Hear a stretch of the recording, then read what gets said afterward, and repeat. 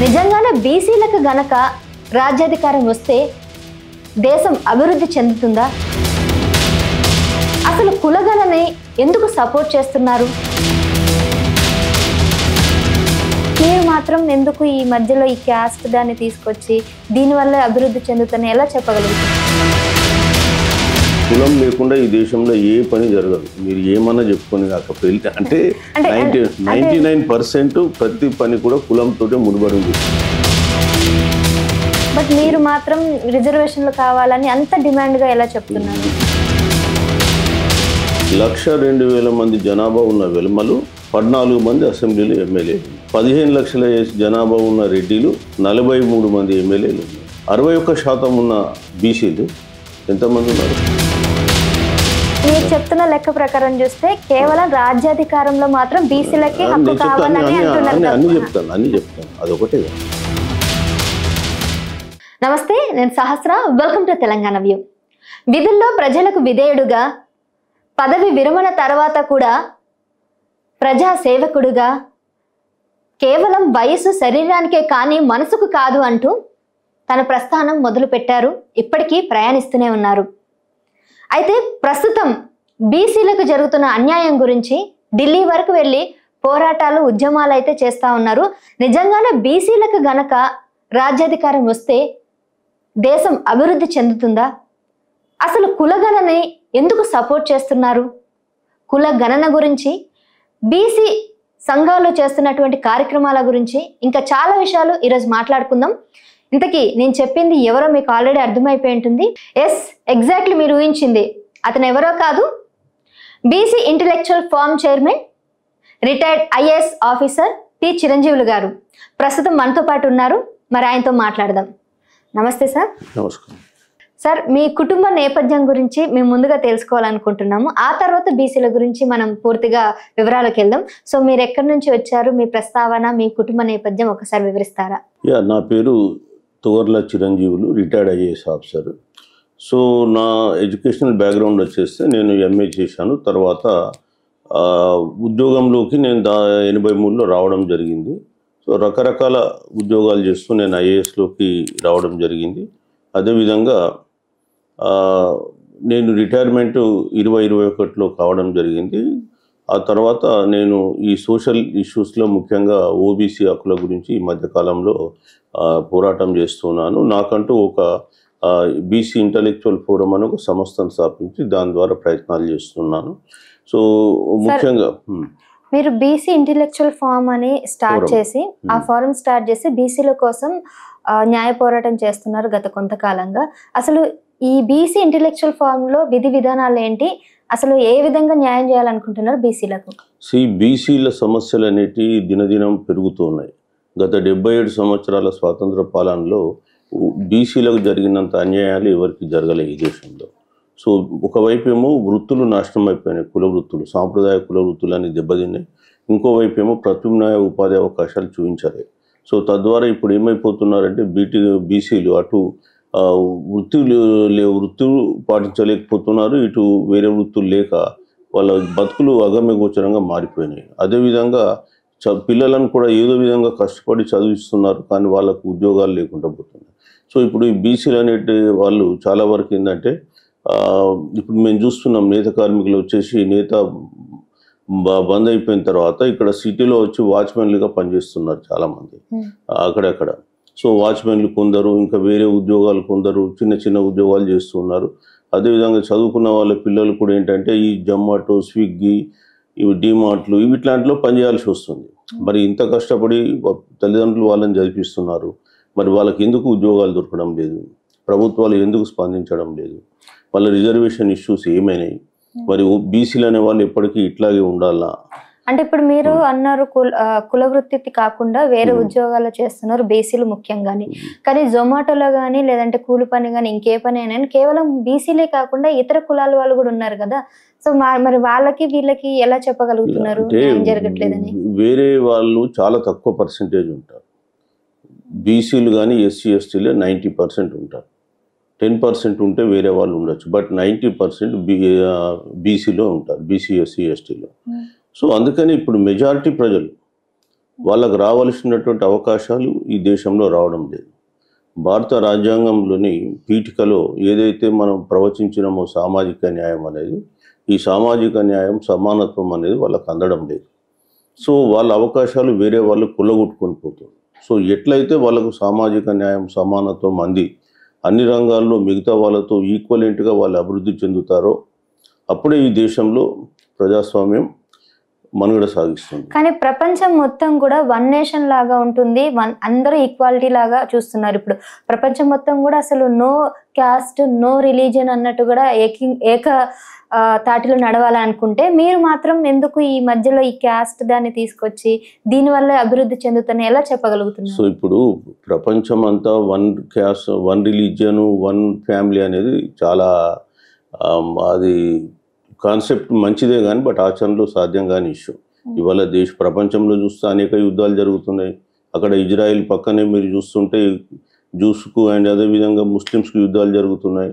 అట్లానే ఈ రష్యా ఉంది, రష్యా పక్కనే యుక్రెయిన్తో వాళ్ళతో యుద్ధాలు జరుగుతున్నాయి. సో ప్రపంచంలో ఎక్కడ కూడా ఒకే కుటుంబం అనేటువంటిది లేదు, ఓన్లీ భావన. మన దగ్గర వసుదైక కుటుంబం అనే భావన ఉండే, బట్ అట్లాంటి కాన్సెప్ట్ ఎప్పుడు కూడా ఇప్పటివరకు అమలు కాలేదు. మనం మన ప్రాచీన ధర్మంలో అన్నారు ఆ మాట, అంతేగాని అది ఒక విషయ తప్ప అది ఎప్పుడు ఆచరణలోకి రాలేదు. ఇక పోతే ఈ దేశంలో ఇవాళ ఆర్టిఫిషియల్ ఇంటెలిజెన్స్ డామినేషన్ చేస్తుంది, మనుషులు అంతరిక్షంలోకి పోతున్నారు. ఈ సమయంలో కులాల గురించి ఎందుకు మాట్లాడాలి అనేటువంటి ప్రశ్న వచ్చినప్పుడు, సో ఈ దేశంలో కుల వ్యవస్థ అనేది దాదాపు 3000 సంవత్సరాల నుంచి వేళ్ళూను కొనిపోయినటువంటి వ్యవస్థ. సో ఈ కులం అనేది ఇప్పటికి కూడా భారతీయ సామాజికాల అంతర్భాగం, అది ఒక రియాలిటీ, అది వాస్తవికత. సో కులం లేకుండా ఈ దేశంలో ఏ పని జరగదు. మీరు ఏమన్నా చెప్పుకొని కాక పెళ్ళి అంటే 99% ప్రతి పని కూడా కులంతో ముడిపడి ఉంది. వివాహాలు కావచ్చు, అదేవిధంగా పండగలు కావచ్చు, సంబరాలు కావచ్చు, ఏది చేసినా కుల వ్యవస్థ అందులో అంతర్లీనమైంది, అంతర్భాగమైంది. కానీ ఇప్పుడు కులాంతర వివాహాలు జరుగుతున్నాయి. ఒకప్పుడు మీరు అన్నది నిజమే, కానీ ఒకప్పుడు ఈ కులాల విభజన ఎలా జరిగిందంటే వాళ్ళ వృత్తి ఏ విధంగా ఉందో దాన్ని బట్టి చేశారు. ఇప్పుడు అలాంటి వృత్తులు లేవు, బట్ మీరు మాత్రం రిజర్వేషన్లు కావాలని అంత డిమాండ్ గా ఎలా చెప్తున్నారు? ఇప్పుడు మనం జరుగుతున్న వాస్తవాన్ని పరిశీలిస్తే ఒకవైపు మనం కులాలు వద్దు, మనం అందరం ఏకమే అని చెప్తున్న మనమే, ఆర్ఎస్ఎస్ఏ మొన్న ఒక స్టేట్మెంట్ ఇచ్చింది.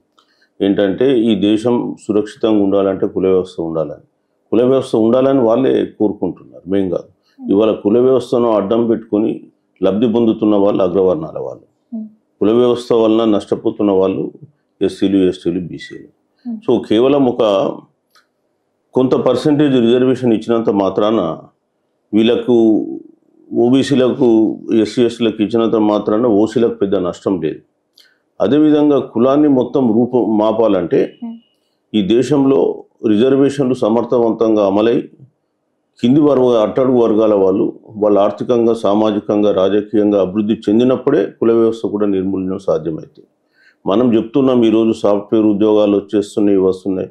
ఈ వాస్తవమే. సాఫ్ట్వేర్ ఉద్యోగాలలో బీసీలు, ఎస్సీ, ఎస్టీలు ఎంత పర్సెంటేజ్ ఉన్నారు? మేము కోరేది ఏంటంటే ఈ దేశంలో ప్రతి రంగంలో, రాజకీయ రంగంలో తీసుకుందాం, ఈ రాజకీయ రంగంలో ఈ రాష్ట్రంలో తీసుకుంటే 119 మంది ఎమ్మెల్యేలలో వెలుమల పాపులేషన్ తీసుకుంటే 1,02,000 మంది. రాష్ట్రంలో 1,02,000 మంది జనాభా ఉన్న వెలుమలు 14 మంది అసెంబ్లీలో ఎమ్మెల్యేలు ఉన్నారు. 15 లక్షల జనాభా ఉన్న రెడ్డిలు 43 మంది ఎమ్మెల్యేలు ఉన్నారు. మరి 61% ఉన్న బీసీలు ఎంతమంది ఉన్నారు? 19 మంది ఉన్నారు. మీరు చెప్తున్న లెక్క ప్రకారం చూస్తే కేవలం రాజ్యాధికారంలో మాత్రం బీసీలకి అన్ని చెప్తాను, అదొకటే కాదు, అదొకటి. ఇక ఆర్థిక రంగంలోకి వస్తే, ఆర్థిక రంగంలో చూస్తే ఈ దేశ సంపదలో ఇవాళ 4 ట్రిలియన్ ఎకానమీ, ఈ 4 ట్రిలియన్ ఎకానమీలో ఎస్సీ, ఎస్టీ, బీసీల పాత్ర ఎంత శాతం ఉంది? ఈ దేశంలో 41% సంపద, 41% సంపద 1% పబ్లిక్లో ఉంది, ఓన్లీ 1% చేతిలో ఉంది. అందరు కూడా అగ్రవర్ణాలే. మరి ఎక్కడ ఉంది? ఇప్పుడు మీరు ఏ రంగమన్నా తీసుకో, మీ మీడియాలో బీసీల శాతం ఎంత ఉంది? ఎలక్ట్రానిక్ మీడియా కానీ, ప్రింట్ మీడియా కానీ, మీరు సోషల్ మీడియా పక్కన పెట్టండి, ప్రింట్ మీడియా, ఎలక్ట్రానిక్ బీసీల శాతం ఏంటి? అట్లా మీరు ప్రతి ఫీల్డ్లో, కన్స్ట్రక్షన్ ఫీల్డ్లో ఎంతమంది ఉన్నారు? ఇండస్ట్రీలో ఎంతమంది ఉన్నారు. సో ఇవన్నీ లెక్కలు తీస్తే వీళ్ళు నామినల్. కాంట్రాక్టర్లు ఎవరు ఉన్నారు, బిగ్ కాంట్రాక్టర్లు. సో అన్ని అవకాశాలు వాళ్ళు క్యాప్చర్ చేసేసి ఇవాళ మనం అందరం సమానమే అంటే మరి ఇప్పుడు వీళ్ళ పరిస్థితి ఏంటి? వీళ్ళేమో చదువుకొని వీళ్ళు ఇవాళ ఏం పని చేయాల్సి వస్తుంది? మామూలు ఉద్యోగాలు చేసుకోవాల్సి వస్తుంది. వాళ్ళేమో పరిశ్రమలు స్థాపిస్తున్నారు, ఓనర్లు వాళ్ళు అవుతున్నారు, ప్రభుత్వ పరంగా వచ్చేటువంటి బెనిఫిట్స్ వాళ్ళు పొందుతున్నారు, రాజ్యాధికారం చేతిలో పెట్టుకున్నారు, సామాజికంగా హోదా అనుభవిస్తున్నారు. సో మేమేమనేది మా జనాభా శాతం మాకు ఈ రాజ్యాధికారంలో భాగం లేకపోతే మరి డెమోక్రసీ ఎట్లా వర్ధిల్తుంది? సో మా బాధ ఏంటంటే బీసీలు, ఎస్సీలు, ఎస్టీలు అనే వాళ్ళు అన్ని రంగాల్లో అండర్ రిప్రజెంటేటెడ్ ఇన్ దిస్ కంట్రీ. నేను ఇప్పుడు చెప్పిన ఓన్లీ పాలిటిక్స్లో చెప్పిన ఎంతమంది ఉన్నారని, ఆ ఎకనామిక్స్లో కూడా చెప్పిన. ఉద్యోగాలకు వచ్చేస్తే మీరు కేంద్ర ప్రభుత్వ ఉద్యోగాలలో రిజర్వేషన్స్ 93 నుంచి అమలవుతుంది. ఈ దేశంలో ఏంటంటే రిజర్వేషన్స్ ఎస్సీలకు, ఎస్టీలకు 1943 నుంచి ఎస్సీలకు ఉన్నాయి, ఎస్టీలకు 1915 నుంచి ఉన్నాయి, బీసీలకు వచ్చేసేవరకే 1993 అయింది.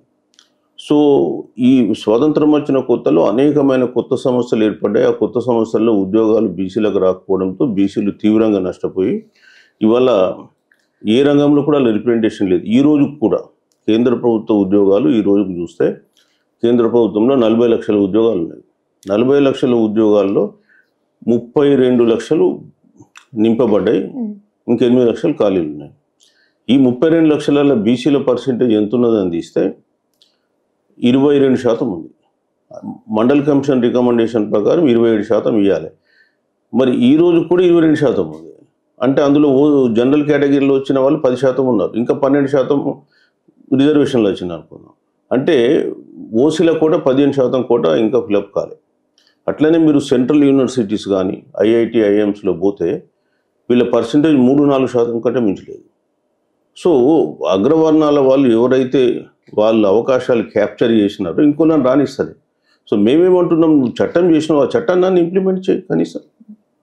మరి ఇవాళ 40 లక్షల ఉద్యోగాల్లో 32 లక్షలు ఫిలప్ అయితే వీళ్ళు వాడుకున్నది కేవలం ఎంత? 12%. మరి 15% బ్యాక్లాగ్ ఇవ్వండి మాకు. 15% బ్యాక్లాగ్ అంటే 40 లక్షలు 6 లక్షలు వస్తాయి ఉద్యోగాలు నింపండి బీసీలకు. ఇప్పుడు ఎస్సీ, ఎస్టీలకు అయితే బ్యాక్లాగ్ ఇస్తారు, బీసీలకు కూడా ఇవ్వండి, ప్రమోషన్లలో కూడా ఇవ్వండి. వాళ్ళ కేంద్రంలో 90 మంది సెక్రటరీస్ ఉన్నారు సెక్రటేరియట్లో ఢిల్లీలో, అందులో 3 బీసీలు ఉన్నారు. మరి ఏంటి శాతం ఏంటి? ఎందుకు ఇట్లా వీళ్ళు అణచివేయబడుతున్నారు? సో మేము కోరేది ఏంటంటే అందరం సమానమే కాదని అంటే ఇక్కడ మీరు ఆ పేరు కులం అనేది ఎప్పుడైతే ఉందో ఈ దేశంలో ఎక్స్‌ప్లాయిటేషన్ కూడా అక్కడే ఉంటుంది. కులం రూపుమాపిన రోజు అనిపోతాయి, బట్ కులం రూపుమాపకుండా అడ్డుపడుతున్న శక్తులు మీరే. అవకాశాలను అందిపెట్టుకొని మిగతా వాళ్ళని ఎదగకుండా అనగదొక్కుతుంది కూడా మీరే. ఇప్పుడు నిజానికి కులం అనేది రూపం మాపబడితే మీరు అన్నట్టు అగ్రవర్ణాలు కానీ లేకపోతే ఎస్సీ, ఎస్టీ, బీసీ అంతా ఒకటే కులం అయితే దేశం అభివృద్ధి కాదంటారా? 100% అవుతుంది. బట్ కుల వ్యవస్థ సృష్టించింది ఎవడు? కుల వ్యవస్థ సృష్టించింది ఎవరు? ఈ దేశాన్ని విభజించింది ఎవరు? కానీ ఒకప్పుడు అంబేద్కర్ గారు ఎప్పుడైతే ఈ రిజర్వేషన్లు తీసుకొచ్చారో 40 సంవత్సరాల తర్వాత లేదంటే కొన్ని రోజుల తర్వాత దీన్ని మళ్ళీ మార్చామని కూడా రాజ్యాంగ ప్రకారం చెప్పారు కదా. చెప్పలేదు తప్పది. ఓన్లీ రాజకీయ రంగంలో మాత్రమే 10 సంవత్సరాల వరకు రిజర్వేషన్ ఇచ్చారు ఎస్సీ, ఎస్టీలకు. కానీ విద్యా ఉద్యోగాలలో పీరియడ్ అంటూ ఏం పెట్టలేదు. ఎంతవరకు అయితే వీళ్ళు అభివృద్ధి చెందక వీళ్ళు వెనుకబడి ఉంటారో అంతకాలం ఉండాల్సిందే. ఈ దేశంలో కుల వ్యవస్థ సృష్టించిందే అగ్రవర్ణాల వాళ్ళు. సో వాళ్ళు సృష్టించి గత 3000 సంవత్సరాల నుంచి వీళ్ళను అనగదొక్కుతున్నారు. నిజంగా చెప్పాలంటే రిజర్వేషన్ 3000 సంవత్సరాలు అనుభవించింది వాళ్ళు. ఒక శూద్రుడు వేదాలు చదివితే వారి నాలుక కోసినటువంటి ఉదంతాలు ఎన్నో ఉన్నాయి ఈ దేశంలో. ఓ శూద్రుడు దేవుని చూస్తే కళ్ళు తీసేసిన సంఘటనలు ఎన్నో ఉన్నాయి. సో శూద్రులు అనేవాడిని చదువుకు దూరం చేసిండు 3000 సంవత్సరాలు 4000 సంవత్సరాలు ఈ చరిత్రలో. సో అట్లా అనగదొక్కినటువంటి వీళ్ళు ఇవాళ రిజర్వేషన్ ఎవడు అనుభవించిండు? క్షత్రుడైతే కేవలం రాజ్యమే చేయాలి, వానికి వారసత్వంగా వచ్చిన హక్కు. బ్రాహ్మణుడు అయితే పూజలు పునస్కారాలు చేయాలి, వేదాలు చదవాలి, వాళ్ళకు వారసత్వంగా వచ్చిన హక్కు. వైశ్యులైతే వ్యాపారం చేయాలి, వారసత్వం. వీళ్ళు ఏం చేయాలి? వాళ్ళకు సేవ చేయాలి. సో ఈ అగ్రవర్ణాల వృత్తులు చేపడితే వానికి రకరకాల పనిష్మెంట్స్ ప్రిస్క్రైబ్ చేసిండ్రు. మరి మీరే కదా కుల వ్యవస్థ సృష్టించి దేశాన్ని విభజించిండ్రు. సో సో ఇవాళ కుల వ్యవస్థ గురించి ఒక రోజులో పోవాలంటే ఎట్లా పోతే పోవడానికి మేము ready, but where are the opportunities for these people? మీరు ఆల్రెడీ అన్నీ అందుకున్నారు, కోట్లు సంపాదించుకున్నారు, వ్యాపారాలు చేస్తున్నారు, రాజకీయాల్లో ఉన్నారు, వృత్తులలో ఉన్నారు. ఇవాళ జ్యుడిషియరీలో చూడండి ఎంతమంది ఉన్నారు. జ్యుడిషియరీలో మరి 60% జనాభా ఉన్న బీసీలు హార్డ్లీ 10% కూడా లేదు హైకోర్టు సుప్రీంకోర్టులలో. మరి లెక్కలన్నీ తీసి చూస్తే మరి జరుగుతున్న అన్యాయం ఇది. మరి రిజర్వేషన్ ఎక్కడుంది? సామాజిక న్యాయం వీళ్ళకి ఎక్కడ అందుతుంది? అదే కదా మన పోరాటం. ఎగ్జాక్ట్లీ. అప్పట్లో 96, 90 ఆ టైంలో వచ్చినటువంటి ఈ కులగణన అనేది మధ్యలో చాలా రోజులు రాలేదు. మళ్ళీ ఈ మధ్యన కులగణన అనేది దేశవ్యాప్తంగా జరగాలని ముఖ్యంగా బీసీ సంబంధించిన మీరంతా కూడా డిమాండ్ చేస్తున్నారు. అంటే మధ్యలో ఎందుకు ఆగింది, మళ్ళీ ఎందుకు మొదలు పెట్టారు? అంటే పొలిటికల్ గా ఈ కాంగ్రెస్, బీజేపీ వీళ్ళు పార్టీలు మారడం వల్ల వీళ్ళు రెచ్చగొడుతున్నట్టేనా? ఈ కులగణన అనేది ఈ దేశంలో 1881 నుంచి స్టార్ట్ అయింది. బ్రిటిషర్స్ 1881 నుంచి ప్రతి 10 సంవత్సరాలకు ఒకసారి సెన్సస్ చేసినప్పుడల్లా అన్ని కులాల లెక్కలు తీశారు. 1931 లాస్ట్. మళ్ళీ 1941లో రెండో ప్రపంచ యుద్ధం జరగలే. 1951లో జరగాల్సింది. అప్పటికి భారతదేశానికి స్వాతంత్రం వచ్చింది. నెహ్రూ గారు కులగణనకు ఒప్పుకోలేదు. సో అప్పటి నుంచి ఇప్పటి వరకు జరగలే ఈ దేశంలో కులగణన అనేది. సో మేమేమంటున్నామంటే 2011లో ఒకసారి జరిగింది దేశవ్యాప్తంగా, 2014లో కూడా తెలంగాణలో కూడా జరిగింది. మరి ఆ లెక్కలు ఇప్పటి వరకు కూడా బయటికి రాలేదు. చెప్తానండి. కులగణన అంటే సెన్సస్ వేరు, సర్వే వేరు. సో ఇక్కడ జరిగింది ఏమైందంటే 2010లో అన్ని రాజకీయ పార్టీలు ఏంటంటే బీసీలను ఓట్ బ్యాంక్గా వాడుకుంటున్నాయి తప్ప వీళ్ళకు బెనిఫిట్ చేసిన ఏం లేవు. 2011లో సోషో ఎకనామిక్ క్యాస్ట్ సెన్సస్ అని చేశారు. యాక్చువల్గా ఏంటంటే 2011 సెన్సస్లో కులగణన చేస్తామని చెప్పేసి కాంగ్రెస్ అప్పుడు ఉన్నటువంటి సామాజిక న్యాయ శాఖ మంత్రి వీరప్ప మొయిలీ 2010లో ఆయన లోక్సభలో ప్రకటించింది. నెక్స్ట్ డేనే చిదంబరం మళ్ళీ వచ్చేసి లేలే మేము సెన్సస్లో కులగణన చేయం, మేము కేవలం దాని కొరకు సెపరేట్ సర్వే చేస్తామని చెప్పి సోషో ఎకనామిక్ క్యాస్ట్ సెన్సస్ చేయడం జరిగింది. అయితే ఇక్కడ తెలంగాణలో 2014లో మనం సర్వే చేసినాం. సెన్సస్ అనేది ప్రతి 10 సంవత్సరాలకు ఒకసారి 1948 సెన్సస్ యాక్ట్ ప్రకారం జరిగేటువంటి ఒక యాక్ట్. సో అందులో ఏం చేస్తారంటే ఎస్సీ ఎస్టీల లెక్కలు తీస్తారు, బీసీల తీయరు. సో మేమేమంటున్నాం బీసీలను కూడా కలపండి అని అంటున్నాం. కలిస్తే ఏమవుతుందంటే బీసీలు అనే వాళ్ళు రాజకీయంగా, ఆర్థికంగా, సామాజికంగా, విద్యాపరంగా, ఉద్యోగపరంగా ఎట్లా వెనుకబడి ఉన్నారు. సో వాళ్ళు వెనుకబడ్డటువంటి కులాలకు మనం ప్రత్యేకమైన రక్షణలు ఏం ఇవ్వగలగాలి. రిజర్వేషన్ అంటే ఒక ప్రత్యేకమైన రక్షణలు కల్పించడం, ఒక అఫర్మేటివ్ యాక్షన్, ప్రొటెక్టివ్ డిస్క్రిమినేషన్ అని అంటాం. సో వాళ్ళకి ఏం చేయగలం అనేది మనం చెప్పడానికి వీలుంటుంది. సో వీళ్ళు ఏమంటున్నారు, ఇప్పుడు మేము కులాల లెక్కలు తీసినట్టయితే దేశంలో మళ్ళీ కులతత్వం బిరుగుద్ది, విభజింపబడతారంటే ఎవరు విభజించారు పబ్లిక్ని? మేమా? 3000 సంవత్సరాల నుంచి మీరు ఈ దేశాన్ని విభజించేసిన కులం పేరు మీద విభజించింది కాబట్టే విదేశీయులు వచ్చి ఈ దేశాన్ని 800 సంవత్సరాలు పరిపాలించారు. ఎవరు ఎట్లా ఈ దేశం ఇంత పెద్ద గొప్ప దేశం అని మనం చెప్పుకుంటున్నాం. మనం 800 ఏళ్ళు పరాయి పాలనలో ఎట్లా బతికినాం? ఎవడు కారకుడు దానికి? ఈ బీసీలా? మీరే కదా, అగ్రవర్ణాల కదా పాలించింది. కానీ ఇప్పుడు కులగణన జరగాలి, దాని గురించి ఖచ్చితంగా సమగ్రమైనటువంటి లెక్కలు తేల్చాలని డిమాండ్ చేస్తున్న దాంట్లో ఎక్కువగా ఉన్నవారు బీసీలే. ఎందుకంటే బీసీల లెక్కలు లేవు కదా. ఇప్పుడు నాకు అదే కదా, మనం 51% అంటున్నాం, 60% అంటున్నాం, రకరకాల శాతం అంటున్నాం. బట్ నువ్వు లెక్కలు తేల్చు కదా. ఏమైందంటే బీసీల లెక్కలు లేకపోవడంతో చట్టసభ కోర్టులు అనేక సందర్భాల్లో రిజర్వేషన్లు కొట్టేసినాయి ఇవ్వమని చెప్పేసి. మీ జనాభా ఎంతనో మీకు లెక్క తెలియదు, మీకు ఎందుకు రిజర్వేషన్లు ఇవ్వాలని. సో రాజ్యాంగంలో బీసీలు అంటే బ్యాక్వర్డ్ క్లాసెస్. బ్యాక్వర్డ్ క్లాసెస్లో ఎస్సీలు, ఎస్టీలు, బీసీలు ముగ్గురు ఓబీసీలు అంటారు, ముగ్గురు ఇమిడి ఉంటారు. అసలు ఎవరు ఈ ఓబీసీలు అనేది ఐడెంటిఫై చేయడానికి దాదాపు ఈ దేశంలో 47 సంవత్సరాలు పట్టింది. అందుకే మండల్ కమిషన్ 93 సంవత్సరాలు ఇంప్లిమెంట్ అయింది. ఈ కులగణన జరిగి ఉంటే కులాల లెక్కలు తెలిసి ఉంటేనే కదా మనకు ఎవరి కులము ఎంతమంది ఉన్నారు, వాళ్ళు ఎక్కడ ఏ స్థాయిలో ఉన్నారు, వాళ్ళకి ఏం రక్షణలు కల్పించవచ్చు అని. ఇప్పుడు రాజ్యాంగం ఏం చెప్పుద్ది? జస్టిస్, సోషల్, ఎకనామికల్, పొలిటికల్ అంటే సోషల్ జస్టిస్. సో భారత రాజ్యాంగము సామాజిక న్యాయం అనేది దాంట్లో ఒక అంతర్భాగమైన అంశం, అది అతి ముఖ్యమైన అంశం రాజ్యాంగంలో. సో మరి రాజ్యాంగ విలువల్ని, రాజ్యాంగం యొక్క ఆశయాల్ని మనం ఇక్కడ ఇంప్లిమెంట్ చేస్తున్నాం వీకర్ సెక్షన్కు. సో ఇక్కడ ఈ సామాజిక బీసీలకు సంబంధించి లెక్కలు లేవు. అయితే అంబేద్కర్ గారు మనం బ్యాక్వర్డ్ క్లాసెస్కు ఏమీ చేయలే, వాళ్ళని మనం ఐడెంటిఫై చేసి ఎవరు బ్యాక్వర్డ్ క్లాసెస్, దాని కొరకు ఆర్టికల్ 340 రాజ్యాంగంలో ఒక బీసీ కమిషన్ వేయాలని చెప్పేసి ఆయన కోరితే నెహ్రూ ఒప్పుకోకపోతే 1951లో రాజీనామా చేసేసాడు ఆయన మంత్రి పదవికి. ఎందుకంటే ఎస్సీ ఎస్టీలకేమో షెడ్యూల్ క్యాస్ట్, షెడ్యూల్ టైప్స్ అన్ని రాశారు. అంటే ఆయనకు నెహ్రూతో వేరే విభేదాలు కూడా ఉన్నాయి. ఆ విభేదాలతో ఈ విభేదం కూడా ఒకటి, బ్యాక్వర్డ్ క్లాస్ కమిషన్. సో 1953లో ఈయన రాజీనామా చేసినాక కాకా కాలేకర్ కమిషన్ వేశారు. ఆ కమిషన్ ఏం చేసిందంటే మళ్ళీ వాళ్ళు ఒక రిపోర్ట్ ఇచ్చారు, కులను క్లాసెస్ను గుర్తించాలంటే క్యాస్టే మార్గం, ఇంకా వేరేది లేదు అని చెప్పేసి ఇచ్చేసి వాళ్ళు కూడా 2499 కులాలు ఏదో గుర్తించి 44% రిజర్వేషన్ బీసీలకు ఇవ్వాలని చెప్పారు వాళ్ళు.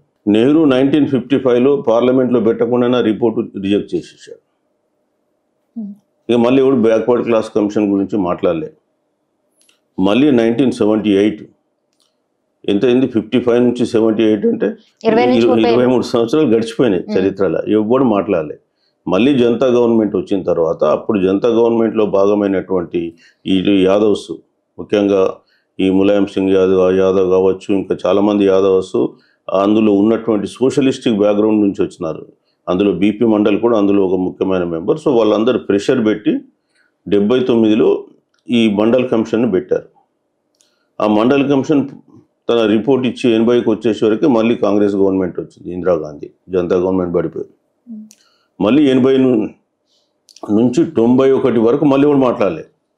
మళ్ళీ ఆ రిపోర్ట్ అట్లనే మూలకపడ్డది. 91లో విపి సింగ్ తీసి దాన్ని 27% ఉన్న మండల్ కమిషన్ 42 రికమెండేషన్లు ఇస్తే ఒక రికమెండేషన్ ఉద్యోగాలలో 27% రిజర్వేషన్ అమలు పరుస్తామని తీస్తే అప్పుడు ఉన్నటువంటి పార్టీ బీజేపీ కమండల్ యాత్ర తీసుకొచ్చి దీన్ని కోర్టులలో అడ్డుకోవడానికి మళ్ళీ ట్రై చేశారు. కోర్టులు కూడా 93లో అప్పుడు ఇందిరా సాహ్ని కేసు అంటారు, ఆ కేసులో 9 మంది సుప్రీంకోర్టు జడ్జిలు కూర్చున్నాయి.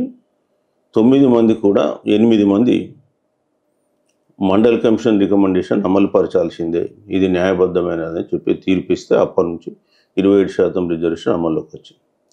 అదే తీర్పులో పివి నరసింహారావు ప్రైమ్ మినిస్టర్ అప్పుడు ఆయన ఓసీల కొరకు 10% రిజర్వేషన్ తీసుకొచ్చాడు. తీసుకొస్తే ఓసీల 10% రిజర్వేషన్, ఆర్థికపరమైన రిజర్వేషన్లు రాజ్యాంగపరంగా చెల్లవని చెప్పి 9 మంది 8 మంది కొట్టేశారు. ఇప్పుడు మీరు కూడా 10% ఆ పెంపు ఏదైతే ఉందో దాన్ని రద్దు చేయాలని కోరుకుంటున్నారు. చెప్తాం, అది అయిపోయింది.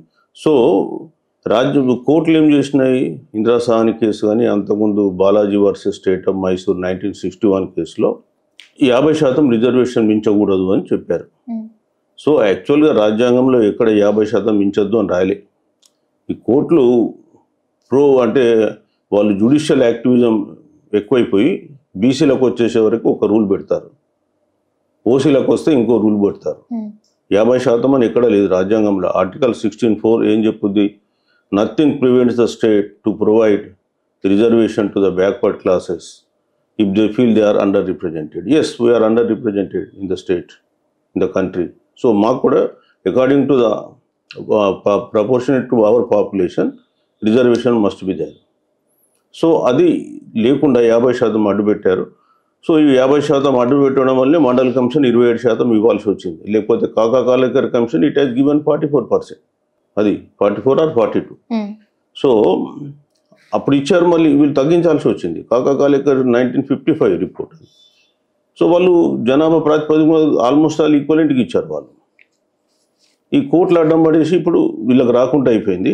అదే కోర్టులు 50% మించొద్దన్న కోర్టులే ఆర్థికపరమైన రిజర్వేషన్లు ఇవ్వడానికి చెల్లొద్దని 9 మంది 8 మంది అందులో రాసింది, జడ్జిమెంట్ కూడా రాసింది జీవన్ రెడ్డి అని అగ్రవర్ణాల జడ్జి, ఆయనని జడ్జిమెంట్ రాసిండు. మొత్తం మండల్ కమిషన్లో 9 మంది మెజార్టీ, దాంట్లో 9 6 మండల్ కమిషన్ అన్నారు, 9 8 మంది ఆర్థికపరమైన రిజర్వేషన్లు చెల్లవన్నారు. సో మళ్ళీ ఈ గవర్నమెంట్, ఇప్పుడున్న బీజేపీ గవర్నమెంట్ 2019లో అంతకుముందు మన్మోహన్ సింగ్ ఉన్నప్పుడు ఒకటి మేజర్ సిన్హా కమిటీ అని ఒకటి పెట్టారు. ఆ కమిటీ రికమెండేషన్స్ తీసుకొని 10% ఈడబ్ల్యూఎస్ రిజర్వేషన్ కొరకు రాజ్యాంగ సవరణ చేసి 93 అనుకుంటా చేసి దీన్ని తీసుకొని రావడం జరిగింది.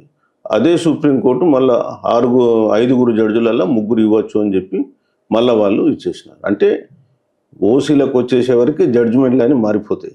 బీసీల దగ్గర మాత్రం అంతే కదా, 50% బీసీలకు సీలింగ్ పెడతా అంటావు. అదేవిధంగా 50% మించితే నేరం అని చెప్తే ఇప్పుడు ఇదే 50% తీసుకొచ్చి స్థానిక సంస్థల్లో పెట్టారు. స్థానిక సంస్థల్లో కూడా ఎక్కడ ఉంది రిజర్వేషన్ ఇంత పర్సెంటేజ్ ఇవ్వాలని? ఇప్పుడు స్థానిక సంస్థల్లో కూడా రాజ్యాంగం ప్రకారం రిజర్వేషన్ ఇవ్వమన్నాడు, ఇంత పర్సెంటేజ్ ఇవ్వాలని చెప్పి ఏం చెప్పలే వాళ్ళు. మళ్ళీ వీళ్ళు 50% సీలింగ్ తీసుకొచ్చారు. అక్కడ తెచ్చేసి మళ్ళీ ఇప్పుడు ఇక్కడ అదొక ఇష్యూ తయారు చేసి పెట్టారు. సో ఇప్పుడు మన రాష్ట్రంలో కులగణన చేస్తున్నారు. ఇప్పుడు ఈ సర్వే కంప్లీట్ అయిన తర్వాత ఇప్పుడున్న కాంగ్రెస్ ప్రభుత్వం 42% ఇస్తున్నది. బట్ ఇప్పుడు ఉన్నటువంటి సుప్రీంకోర్టు జడ్జిమెంట్స్తో అది సాధ్యమయ్యేది కాదు. సో అది కావాలంటే అంటే ఇప్పుడు వీళ్ళు మీరు అన్నట్టు కాంగ్రెస్ ప్రభుత్వం అధికారంలోకి వచ్చిన తర్వాత 42% ఇస్తామని హామీ ఇచ్చింది. కానీ అంటే వీళ్ళు కేవలం ఓట్ బ్యాంకింగ్ కోసమే ఈ హామీలు ఇచ్చినట్టు అనిపిస్తుందా మీకు? ఎలా మరి ఒకవేళ వాళ్ళు 42% ఇంప్లిమెంట్ చేయకపోతే ఏమనుకోవాలి? ఇప్పుడు 42% ఏమో కృష్ణమూర్తి కేసులో జడ్జిమెంట్లో 2010లో సుప్రీంకోర్టు 50% దాటొద్దన్నారు. ఎస్సీ ఎస్టీలకు ఇవ్వంగా మిగిలింది ఓబీసీలకు ఇవ్వమన్నారు. ఇక ఈ రాష్ట్రంలో ఎస్సీలు 18, ఎస్టీలు 10, 28 పోతే మిగిలింది ఎంత? 22. మరి అదే ఇప్పుడు లాస్ట్ టైం అమలైంది. సో ఇప్పుడు కులగణన చేస్తుండే ఎందుకంటే బీసీల లెక్కలు తేలుతాయి. సో ఒక బ్యాక్గ్రౌండ్ మెటీరియల్ మనకు దొరుకుతుంది. ఏంటంటే అవును 60% బీసీలు ఉన్నారు, వాళ్ళకి 22% తక్కువ, వాళ్ళకి ఖచ్చితంగా ఈ రిజర్వేషన్లు పెంచాలి అని ఒక చట్టం చేసి సుప్రీంకోర్టుకు పంపించి పార్లమెంట్కు పంపించి పార్లమెంట్లో దాన్ని పాస్ చేయించి 9th షెడ్యూల్లను లేదా ఒక సెపరేట్గా ఎట్లయితే ఈడబ్ల్యూఎస్ రిజర్వేషన్ చేశారో అట్లా చట్టం చేయగలిగితే కొంతవరకు రక్షణ ఉంటుంది, కోర్టులు కూడా ఒప్పుకునే అవకాశం ఉంటుంది. దాని గురించి మేము పోరాడేది. Thank you so much sir, మీ పోరాటం కొనసాగాలని మేము కూడా కోరుకుంటున్నాం. Thank you. సో చూసారు కదండి, retired IAS officer T Chiranjeevulu గారు ఇప్పటి వరకు చేస్తున్నటువంటి తన కార్యక్రమాలు, తన ట్రస్ట్ విషయాలు, తను చేస్తున్నటువంటి సేవా కార్యక్రమాలతో పాటు బీసీలకి న్యాయం చేయాలన్నటువంటి పోరాటం అంతా చాలా క్లుప్తంగా మనం తెలుసుకున్నాం. సో మీరు ఈ విషయం మీద ఏమనుకుంటున్నారో మీ అభిప్రాయాన్ని కూడా ఖచ్చితంగా కింద కామెంట్ చేయండి. అంతేకాకుండా మరో ఎపిసోడ్లో మరొక ఇంట్రెస్టింగ్ సబ్జెక్ట్తో మరొక వివరణతో మళ్ళీ మేము ముందుంటాను. Until then keep watching Telangana view. నమస్తే.